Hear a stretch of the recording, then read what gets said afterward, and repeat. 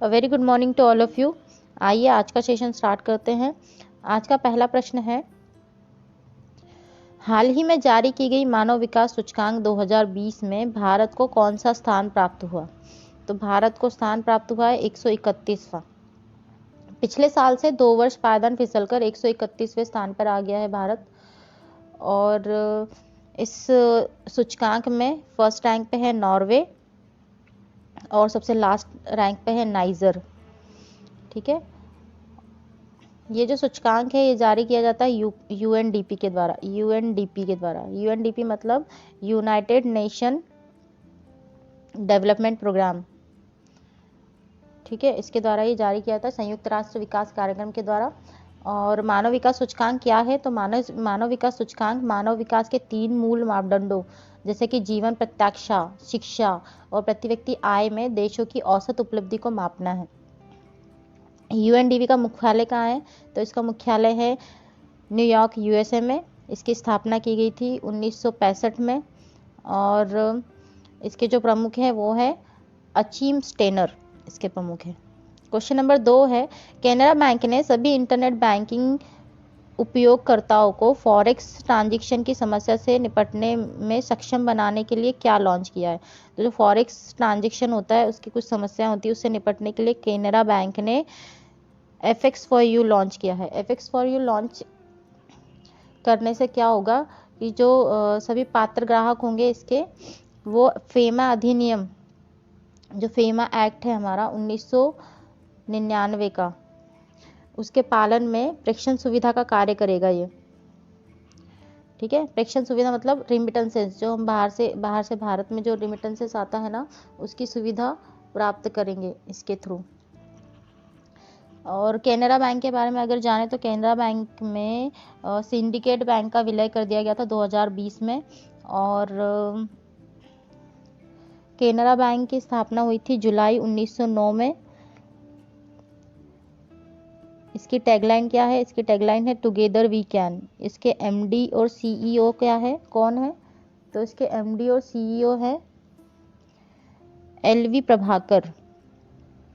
इसका मुख्यालय है बेंगलोर में। ठीक है, आगे बढ़ते हैं।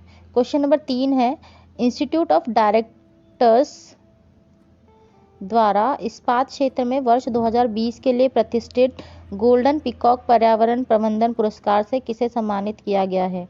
तो गोल्डन पीकॉक पर्यावरण प्रबंधन पुरस्कार से सम्मानित किया गया है सेल को। सेल का मतलब क्या होता है? Steel authority of India limited. लगातार दो वर्ष के लिए विजेता रही है सेल। और क्यों दिया गया है सेल को ये?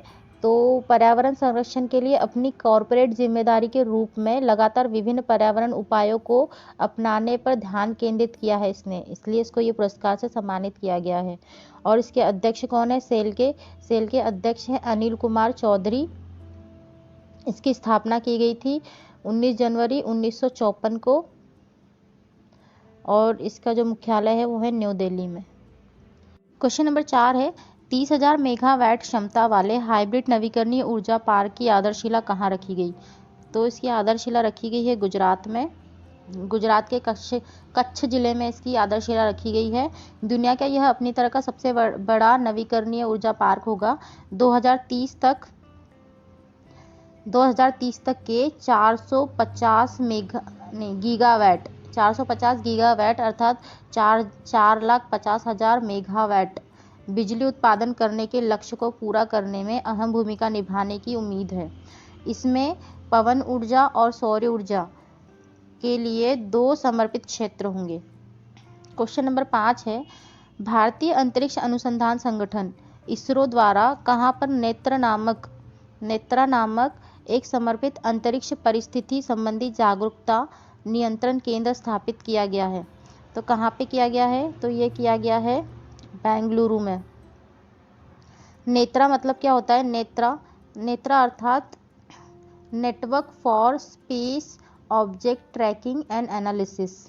भारत भारत की अंतरिक्ष परिसंपत्तियों की निगरानी, ट्रैकिंग और सुरक्षा करेगा ये, और साथ ही यह भारत के भीतर सभी ऐसे गतिविधियों के केंद्र के रूप में कार्य करेगा। ऐसे गतिविधियां मतलब स्पेस सिचुएशनल अवेयरनेस जो है वो सारी गतिविधियों के रूप में ये काम करेगा, उनके केंद्र के रूप में काम करेगा। क्वेश्चन नंबर 6 है, भारत द्वारा किसके साथ कोविड-19 से प्रभावित देश भर के शहरी और उपशहरी क्षेत्रों में कमजोर वर्गों की सुरक्षा के लिए $400 मिलियन की एक परियोजना पर हस्ताक्षर किया गया है? तो किसके साथ किया गया है? वर्ल्ड बैंक के साथ किया गया है। भारत सरकार और वर्ल्ड बैंक के बीच ये समझौता हुआ है और यह भारत को कोविड-19 से उभरने में गति देने के लिए सामाजिक सुरक्षा प्रतिक्रिया कार्यक्रम की श्रृंखला की दूसरी सहायता है। इसके पहले भी वर्ल्ड बैंक ने हमको सहायता प्रदान किया था। कब? मई 2020 में। मई 2020 में कितनी सहायता प्रदान की थी? तो $750 मिलियन की वित्तीय सहायता प्रदान की थी हमको। ठीक है। वर्ल्ड बैंक का जो मुख्यालय है वो है वाशिंगटन, यूएसए में। अध्ययन है डेविस मालपास। वर्ल्ड बैंक की जो मुख्यालय है वो है वाशिंगटन, यूएसए में। उसके अध्यक्ष हैं डेविस मालपास और इसकी जो स्थापना की गई थी वो की गई थी 1944 में। ठीक है, आगे बढ़ते हैं। क्वेश्चन नंबर 7 है। क्वेश्चन नंबर 7 क्या है? क्वेश्चन नंबर 7 है, टावर ऑफ विक्ट्री जय स्तंभ कहाँ स्थित है? टावर ऑफ विक्ट्री जय स्तंभ स्थित है राजस्थान में। इसे मेवाड़ नरेश राणा कुंभा ने महमूद खिलजी के नेतृत्व वाली मालवा और गुजरात की सेनाओं पर विजय के स्मारक के रूप में 1442 और 1449 ईस्वी के मध्य बनवाया था और अभी यह राजस्थान पुलिस और माध्यमिक शिक्षा बोर्ड का प्रतीक है। ठीक है, अगला क्वेश्चन है, संसद के 2 सत्रों के बीच अधिकतम अंतराल कितना होना चाहिए? तो संसद के 2 सदनों के बीच अधिकतम अंतराल होना चाहिए 6 महीने का। जो संसद के अंदर होती है राज्यसभा, संसद के जो 2 सत्र होते हैं ना, दोनों सदन होते हैं ना, लोकसभा और राज्यसभा, दोनों सदनों में सत्रों के बीच का जो अंतराल होता है ना वो 6 महीने से अधिक नहीं होना चाहिए। इसी देयरफॉर एक वर्ष में कितने सत्र होते हैं? 3 सत्र होते हैं, बजट सत्र, मानसून सत्र और शीतकालीन सत्र। और बजट सत्र की शुरुआत में राष्ट्रपति संसद के संयुक्त सत्र को संबोधित करते हैं। क्वेश्चन नंबर 9 है, वयस्क शिक्षा संगठन ज्ञान प्रसारक मंडली की शुरुआत किसने की थी? तो ये शुरुआत की थी दादा भाई नेहरू ने। दादा भाई नेहरू को grand old man of the India भी बोला जाता है। अगले क्वेश्चन पे आते हैं। क्वेश्चन नंबर 10 है, नागालैंड की राष्ट्रीय भाषा क्या है? तो नागालैंड की राष्ट्रीय भाषा क्या है दोस्तों? ये है अंग्रेजी। नागालैंड जो है इसमें 88% लोग ईसाई धर्म के हैं। इसकी राजधानी कोरिया है। इसकी स्थापना हुई थी 1963 में। 1963 में ये गठित हुआ था और इसके जो मुख्यमंत्री है वो है नेफ्यू रियो। राज्यपाल है RN रवि। और एक और अच्छी बात ये है कि ये जो नागालैंड ये पूरा पहाड़ी क्षेत्र है और इसमें से कुल क्षेत्र का सिर्फ 9% समतल जमीन है जहाँ पे लोग बसते हैं। ठीक है, तो इसकी राष्ट्रीय भाषा क्या है? अंग्रेजी है। तो ये है आज के 10 question. Thank you so much.